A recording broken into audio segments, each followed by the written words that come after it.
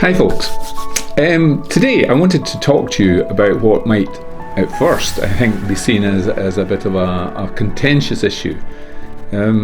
Is Outlander changing Scottish history? Now, as many of you will know, Outlander has been a hugely successful series of books and then a massive blockbuster TV series with its main character being a Scotsman. Much of the action, especially in the earlier books and in the first seasons of TV, takes place in Scotland. And its impact on Scotland and Scottish tourism has been truly immense. Outlander has millions of fans all across the world, and quite a lot of them, I think, because of their love of the books and its main character, Jamie. They want to make what is often, I think, would be seen as a bit of a pilgrimage to visit our beautiful wee country and view the locations and the sites mentioned in the books. They really want to walk in the footsteps of Outlander, and I think that's truly wonderful. In addition to this, quite a lot of Outlander fans take a tremendous interest in the many aspects of Scottish culture that is portrayed in the books and also in the television series. Now, this can even extend to the types of clothing shown on the screen, which they will try to replicate, perhaps. The types of food and drink that is consumed, especially whisky, and even to the Gaelic language, which appears throughout the books and the TV series.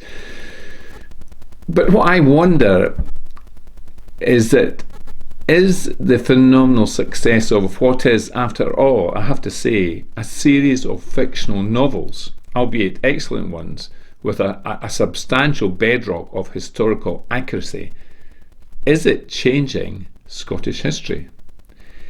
Now, you may think this is a bit of a crazy assertion. Isn't history a constant? Isn't it just a series of fixed events? After all, when we were all at school, weren't we taught all these very important dates that signified massive historical events which changed the path of our country, say, or even the world? And doesn't this show that history doesn't change? Well, I'm afraid it doesn't, because history isn't fixed. It does change, and it adapts. And this often is quite simply in response to society's whims and fashions. Now, you may have heard me talking about this before. It's very important that history is seen in the correct context. And this can be a very difficult thing to get right, especially when you're talking about a country and its culture.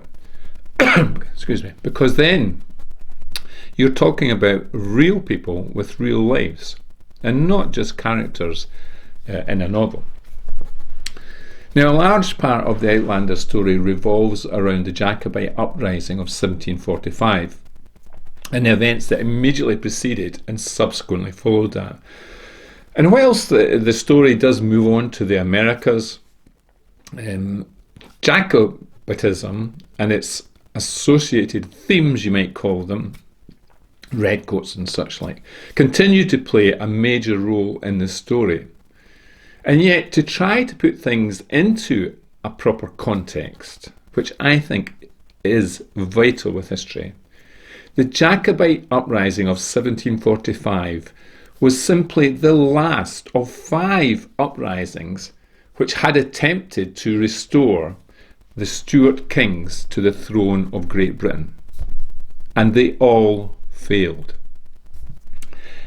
And they failed because the majority of people in Scotland and in the rest of Britain did not support the Stuart kings. That was why they failed. And this can be quite clearly seen in the 1745 uprising. Apart from the small number of Highland clans who joined with Bonnie Prince Charlie. Now, I have to say here, the clansmen, by the way, fought because they were told to do so by their clan chief. And also, if we are being totally honest, for a chance to rob and plunder. But apart from those initial clans that joined, Practically no one else in Scotland or England joined the uprising. The Jacobite army that marched all the way to Derby in England was, by and large, composed of those same Highlanders, the French soldiers that Brian Prince Charlie brought with him, and Irish mercenaries who joined with him.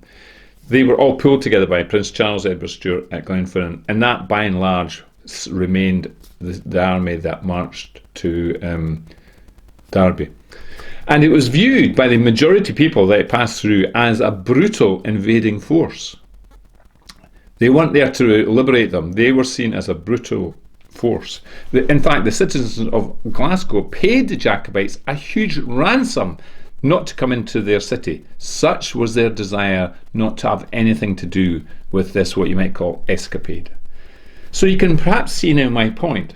Here we have a series of uprisings over many years against the government that all failed, that were really supported only by a small minority of people. Yet in the context of Outlander, the Jacobite period is seen as a major defining period of history. And I have to say at this point that whilst I'm arguing that Outlander is changing Scottish history, that change is not being caused by the books, by the television series, or even by the fans. It is happening because of the response within Scotland to Outlander, the response of the Scottish people to Outlander. And I have to tell you a bit of a background here. Initially within Scotland, very few people were interested in Outlander. Nobody really cared about it. When June and I, for instance, first started designing our Outlander-inspired jewellery, which admittedly was way before this television series started, nobody in Scotland would buy it. We sold it only in our own couple of shops in the Royal Mail in Edinburgh to the few Outlander fans who were then, visiting Scotland. But they were quite a small number. Basically, the main tourism and heritage bodies didn't feature Outlander at all in the publicans. There was no Outlander trails, there were no guides doing Outlander tours, there was no Outlander souvenirs, nothing like that. Nobody really in Scotland was interested in it. And some people felt it was just some other kind of, American soap, and they were quite disparaging about it. However, all that changed as the popularity of Outlander continued to grow. And then people in Scotland started to wake up. And by the way, they woke up because they saw a commercial opportunity. Now, this in itself is not a bad thing, as it drove the production of a lot of new facilities, services and products aimed at Outlander fans. But because Outlander was seen largely as being about the Jacobite period, much of what they did was Jacobite focused. So all of a sudden you had massive Jacobite exhibitions in museums.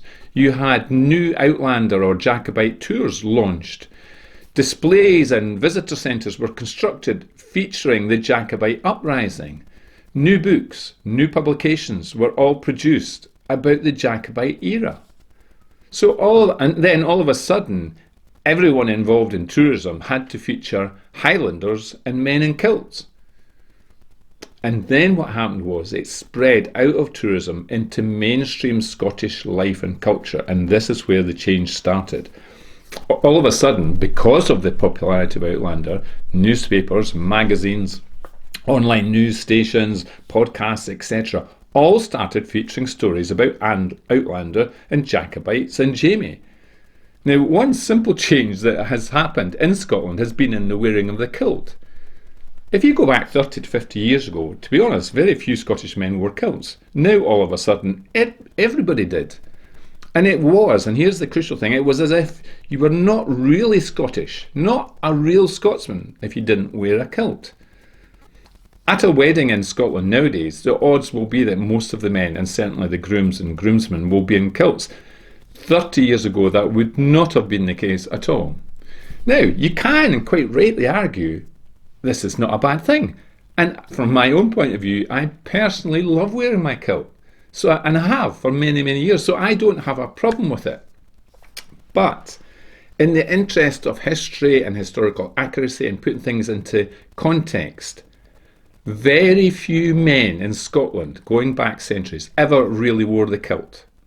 It was a form of dress unique to only a certain part of the Highlands, and not even all the Highlands, and certainly not the islands and the eastern part of the country at all, not in the borders, the Central Belt. So for Scotsmen to now feel that wearing the kilt is an important part of being Scottish shows that a change has taken place in the country. But that's not a huge issue. But more importantly than that, than wearing the kilt, is the fact to me that the Jacobite Risings have now taken on, within Scotland, a much more important position in our history, to the detriment of much more important historical events and period. And that's what I mean about context. All of a sudden, the Jacobite Rising is seen as the most defining period in Scottish history, which it wasn't. So here's some examples. Do you know that, you ever hear any mention of the Roman period in Scotland? I don't even know if it's spoken about in schools. Do you know that for 100 years the Roman Empire ruled much of Scotland? Right across most of the country, apart from a small part of the Western Highlands, were under the control of the Romans for 100 years. And they transformed us, building towns and roads, introducing trade, maintaining our peace, and introducing laws. So there is no doubt in my mind that the impact of the Romans on the future of the country that was to become Scotland was immense and long-lasting. Yet now we don't even talk about it. And what about the period of enlightenment, I would ask you? I suspect many of you will not even know what I'm talking about. Don't worry, it's the subject of my next video. The period of enlightenment, this period ran from the mid-1700s for about 100 years and had a profound effect, not only on Scotland, but also on the whole world. It was an immensely important era that really, really defined what Scotland and Scottishness was. It was happening during the same time period as Outlander is portrayed in. Yet there are no exhibitions in museums, no tours, no guides, no publications singing its praises. And I could go on with many, many more examples. Just a couple. For instance, the Scottish Covenanters in the 1600s. A huge impact on Scotland. And what about the Industrial Revolution in Scotland? We are still feeling its effects today, and yet very little is talked about. So, yes, I do feel that Outlander has and is changing Scottish history. And it's the Scots people themselves that are doing that. And you might say, well, is that a bad thing? Well, I would always argue for a more comprehensive and balanced view of Scottish history, which is what I try to do through my videos. That assists us as we try to progress. But what I have to say, which is quite funny, is that something like this has happened before, and you could say it didn't appear to harm us too much. And funnily enough, this was caused by a best-selling author of the day at that time that caused this one. So we've got to go back to 1822. So Walter Scott was one of the world's best-known authors, with his romantic historical novels having a huge impact in Britain, Europe and North America. A megastar of an author. Now, he was asked in 1822 to organise a visit to Scotland of King George IV, and he decided to dress the king in full Highland dress. Now, this single event apparently instantly inspired Scots people to start wearing tartans and kilts, and that is where the design and production of most of the tartans you see today came from, that one event. So there you go, that happened then. Maybe if someone was to produce a book about, say, a Roman centurion falling in love with a beautiful Scottish Highland lassie, we would see a resurgence of Roman history in Scotland. Perhaps I should write that. Anyway, that's my take on how Outlander is changing, ever so little, but in some quite important ways, history in Scotland. I do hope you enjoyed it, and until we meet again, all I have to do now is to wish you all the very best from Scotland.